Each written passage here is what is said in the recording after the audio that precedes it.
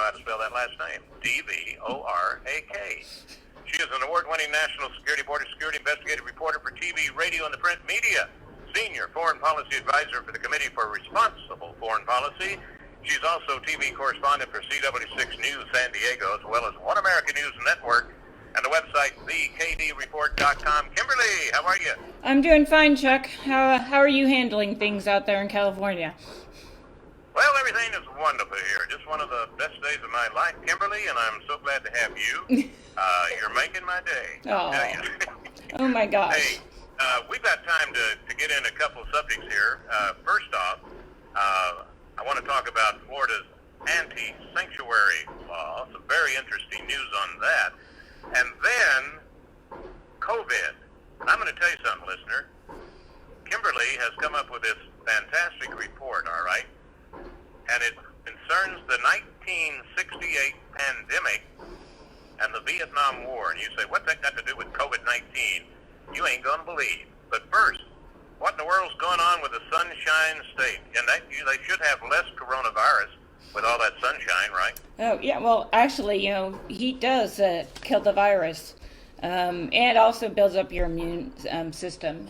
So, yeah, it's interesting that California has kind of strayed from that and focused on pet projects that they've been trying to do. And the one that they actually got passed was on illegal aliens are now going to get benefits similar to what American citizens got in their bank accounts approximately, 2 weeks ago? And so now you've got illegal aliens that are going to be getting these tax dollars, and they're, under law, they can't do that. So there's been a lawsuit filed against it, and it's, it's pretty simple. And I think that American citizens, especially in the Golden State, they're working hard or they're not working, and they can't afford to pay their bills. And, if this entire economy crashes, then we're going to see Americans treated like illegal aliens. And that's the simplest way I can put it. So it's very disturbing that California has gone that route with taxpayer dollars. Yeah, all human beings are created equal. Yep. However, to acquire certain statuses or job pays or better homes or whatever, better jobs, sometimes maybe it's better if you're a legal person. Yeah. You know what I'm getting? Yeah. Yeah, But this is the problem here. It's Americans don't really. I think probably the majority of them don't think that the illegal aliens working in our economy are necessarily bad, but it's just something that when it comes down to the dollars, we're in a pretty big crisis here in this country. COVID has completely, taken over in all of these states, and people aren't allowed to work. And these people, sure, they get $1,000 per person and goes, but that doesn't even fit their budget for a month. So, maybe they could increase the money that they give the taxpayers.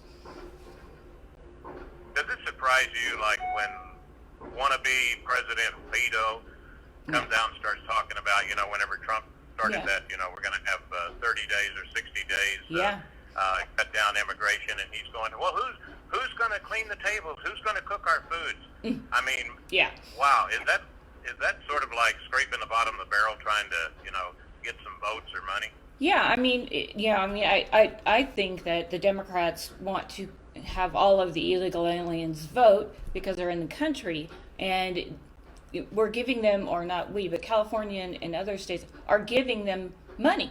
So if you go to vote and the money came from California's government, this is a situation where it's going to be really tough on everyone. And so and also there's been a lawsuit filed against it, and who knows, by the time goes through the federal courts and all of that, this crisis most likely will be really on the downturn. So there's nothing that they can do, and they can't go back and take the money back. Right. So it's Okay, very so sad. we're gonna take that break. Kimberly Dvorak, CRN, Chuck Wilder with my guest, Kimberly Dvorak, the AD Report, and as I said, streaming live now, Periscope.com and Facebook. Sanctuary cities. Boy, you talk about going against the heavy underline United States of America. Yeah. That's one of the most ridiculous things that ever got loose. Yeah. Well, yeah, Florida actually, I think the governor is an ally of the president, and the president wants to get rid of these sanctuary cities. So what they did in Florida, they can do in other states. So this is kind of, based off of the 287G, which the local government had to work with the feds, or, law enforcement had to turn over these illegal aliens, and they kind of made a model of it. Most people will say, okay, yeah, they got rid of it, but it's not going to happen. But in this case, the governor, in this bill that passed, he pointed out that, situation with the, like local law enforcement who don't necessarily enforce the laws. So it's just something that the governor has kind of put together, and it's a model. ICE has agreed. ICE is going to be training these people in Florida, and then when the training period's done, they will have, it will go presumably nationwide. So we have to, look at that as a kind of like a precursor and a good idea, because now you're training people on these efforts, and it's working. Hey, what is pardon me? You mentioned the Florida Attorney General, the AG office, Yeah. which enforces the anti-sanctuary law. You say has only received one complaint Yeah. of a possible violation since this anti-sanctuary law went into effect. One Yeah. complaint. Did something happen to the mailman? Yeah, I have no idea, but I'm not running down that road. But yeah, I mean, you have to look at this again from the perspective of governors and what they can do, what they're allowed to do to enforce these sanctuary cities. I mean, in 1 month in Florida, they apprehended 49 illegal aliens who were criminals living there. And so, I mean, you look at those things, and they were deported because, the new law goes after, people, sanctuary cities, telling them that they can't do this any longer by law. And if they do, they'll start getting penalized in, ways that would probably be financial. They won't get, their extra dollars for bonuses or things like that to law enforcement. So I think the smart thing here was that we actually can effectively, go round up the criminal aliens first. You got to get those guys first. And once you have that, then, you kind of, you start moving along, and the next set of crews come in, and what will happen probably with some of them, they're scared of what's going on. So it could be that they're going to leave the state and go to another state that is friendly to them. And once you see these people going to different states, presumably we're going to have the other governors of these of the United States that will look at it and say, yeah, that's a pretty good deal. I mean, we just have to make a phone call, and ICE is there. So, speaking of illegal aliens going to other states, I hate to ask you this. Is it possible that because of that, them going to other states, that there is a slight chance, that California may fall into the sea from the heavy weight? Yeah. Again, the governor there, he's working on the pandemic stuff, which is, really what he should be focusing on. And he's actually been kind of nice to Trump. So, but this, all of this stuff in California, we can't afford these things in California. California is broke. People don't want to talk about that outside, but if you take $150 million, maybe they could do something like, go and repave a road or things like that, because Yeah, it's just, absolutely. illegal. They're actually in the country, and now it looks like I'm going to be able to stay and I'm going to just get all the benefits. And then in the end, when I get more money from the Democrats, then I'm going to vote for them because I got a whole bunch of free stuff. And that money should be used for something else. So, I would think Well, listen, California. I got to tell you, I want to get into this. COVID is tough, but here is the perspective where you bring in the 1968 pandemic and the Yeah. Vietnam War. Boy, I'm telling you, listener, I'm going to let her run with this. All right, I'll try not to interrupt too much because this is unbelievable. And congratulations on an excellent report. Well, thank you. Yeah. So obviously we're meant to learn from history. So going back to 1967 and 68, there was a similar virus that broke out again in Asia, and the troops that were there for the Vietnam War, a lot of them died of this flu. That they called it a flu at that point, and the devastation was there was more than $1 million people who died during this pandemic. So, I don't want to put a light on the wrong approach to how we need And to. real quick, Yeah. and real quick, it was the H3N2 pandemic. Yeah. Okay. Very similar to what we're experiencing now. So, and it's also a good reminder. You were talking about the sunshine and all that stuff. It's a good reminder for people to actually get out and continue living their lives and moving forward, because there's not. It appears for another year, so there's not going to be anything really that's going to come out and cure that right up front. So, it's running its course. They're putting people in nursing homes. They're putting them in situations where they can die. And if we were to look at go back in history and see if that was the right thing to do, no, it wasn't the right thing to do. And we're seeing more people die, and they're not going outside, but they're getting it in their house. When neighbors come by, whatever, they are freaking out about this. And what are they going to do, and how are they equipped with emotions, with fear? Those are very real things for people who have this, or people that know people that have this, because they see the vitality here, and it's scary. And you watch TV, you watch the news, they're trying to scare the daylights out of you. So those are things that we need to concentrate on. So. But this thing, where did I have that? It killed over 1 million people, right? Yep, it did. And Million. Wow. yeah, and it killed a lot more in the United States from But it now. shows you what can happen when you're all you're thinking about, is the Vietnam War, Yeah, or and it just totally takes your attention away from what's going on. yeah. And I said I wasn't going to interject too much on this, but what happened in 2018 when people didn't really come down on the swine flu that struck America? You remember Yeah. with all Oh, CNN yeah. was hollering about? Oh yeah, San Oh, wait a minute, Diego. CNN wasn't hollering about it. I'm sorry. Yeah. Yeah, so it's just the politics in this should be completely stripped. There should be no politics Yeah. when people are I think I literally said fighting. 2018. I actually meant 2008. Yeah. When that other guy was president. Yeah. Yeah, when you look at all of this stuff with COVID, there's got to be a lot of Hispanics and that are in this country illegally or whatnot, and they're going to the emergency rooms. So they're also getting benefits of free health care.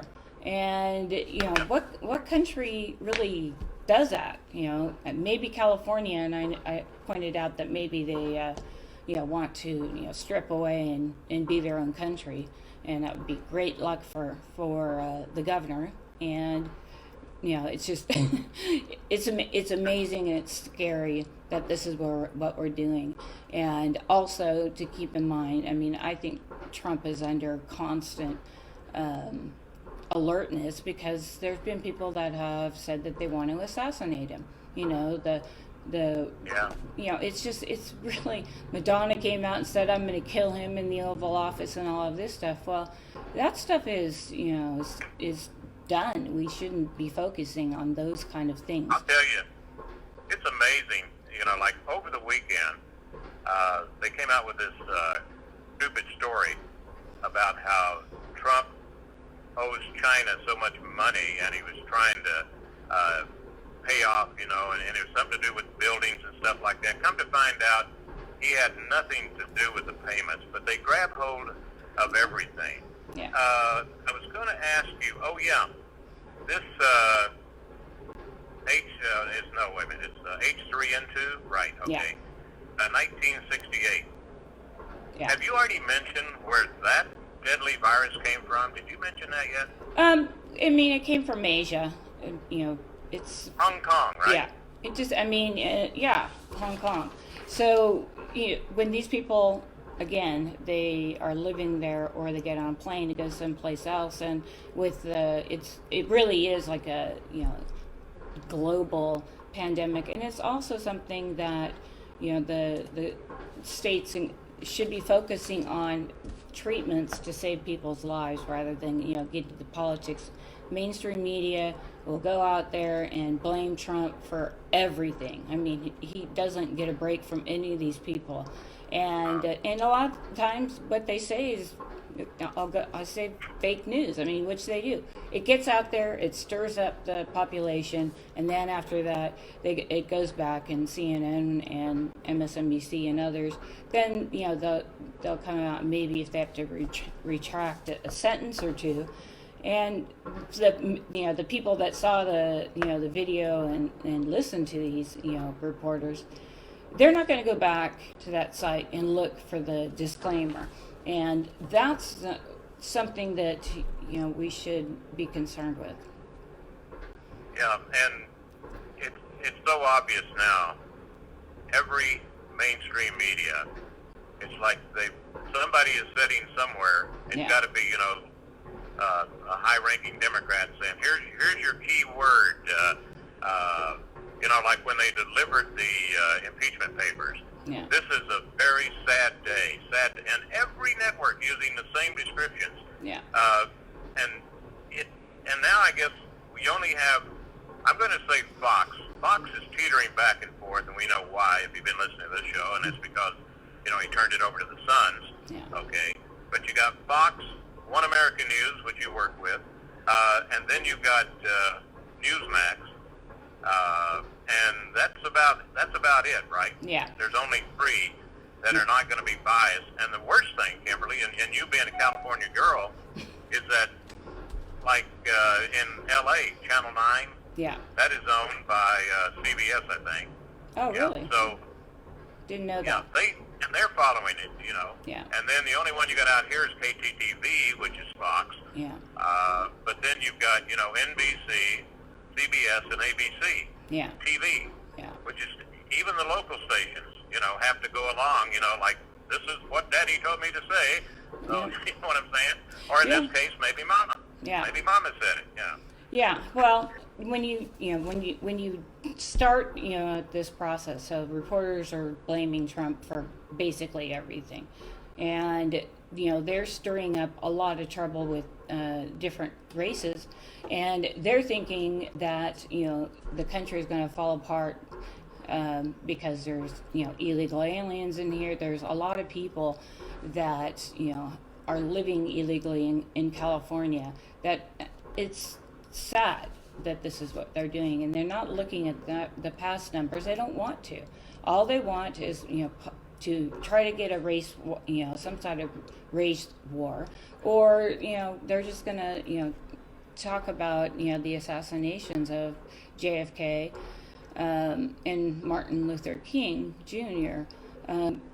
That happened in this country, so there's no bets or no fear from the left on what the repercussions would be of assassinating, especially a president of the United States.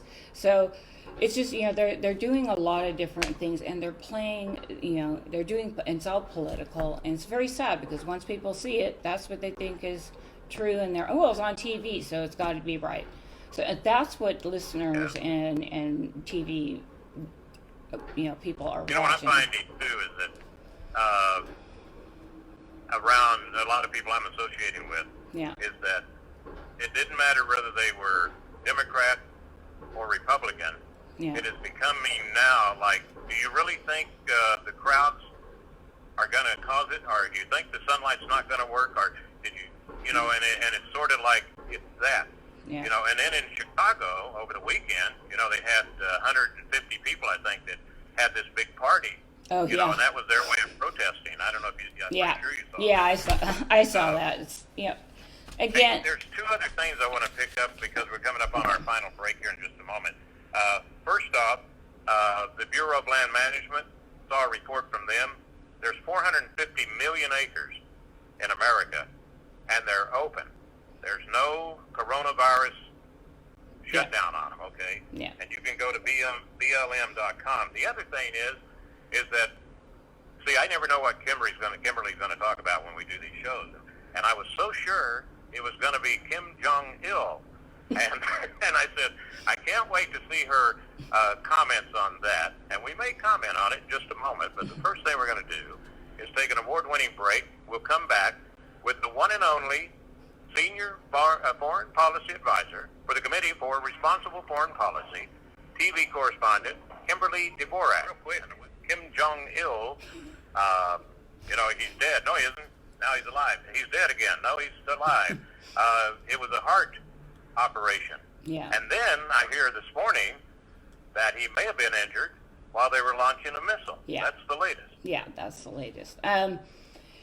We don't have really I know any... you know him personally, so give me the update. Yeah, well, I just want to say that we don't really have very good intel in North Korea because, obviously it's a, communist, country. It's run by the, Kim Jong-un, and maybe his sister will come in and take the chair of their presumed, president. But we haven't seen him, and most time, a lot of time, he likes the cameras. He wants people around, and at special events, he goes to them. Let me tell you real quick about not seeing him, Kimberly. Yeah. They said the North Korean anniversary, of the party. Yeah. He's always been there. Even when he was a little boy, he had to go there, right? Yeah. He didn't make it. Yeah. And then there was another thing, a salute to the military, and he didn't make that. Yeah. And then I heard there's another guy, probably looks like he's about 40 years old, some high-ranking person that may possibly come in. And I think there might be a battle between the sister and that kid, that guy. So. Yeah, I mean it's Right. it's a awful situation to see what's going on in North Korea. As far as the he's missing in action, so it's probably a good bet that he is in the hospital and but he's still running the business of North Korea from a hospital somewhere. That's what I've heard from all the different all my sources at least are saying that look, if he was dead they would go out and they would make amends, they would pick a new president, things like that. But he's in a hospital, and this is something where we don't even know what he suffered. I know that there's heart issues, they said, but we don't know much. And when, like I said, the missile launch, that was brand new, and it came up just recently in the last 24 hours, I think. Yeah. But it seems like, and I jokingly say this, but it's true, and I'm telling people, I said, if he's almost dying from a heart attack. After that operation, I feel sorry for the doctors, the former doctors that were alive that operated on him. Yeah. Or if he did get injured from a mishap on a missile launch, I feel sorry for those generals. Yeah. Because he does have a habit of getting rid of people. Yeah, very interesting ways. He likes to poison people. So, yeah. If you remember when they were sending those girls over and poisoning somebody in another country? Yeah. Well, it's They just touched the guy or on his arm and killed him. And wow. yeah. But, That was, but they have. You haven't heard any comment from Trump on No. this, have you? No, I haven't, and I think the president's focusing on what's going on in the country right now.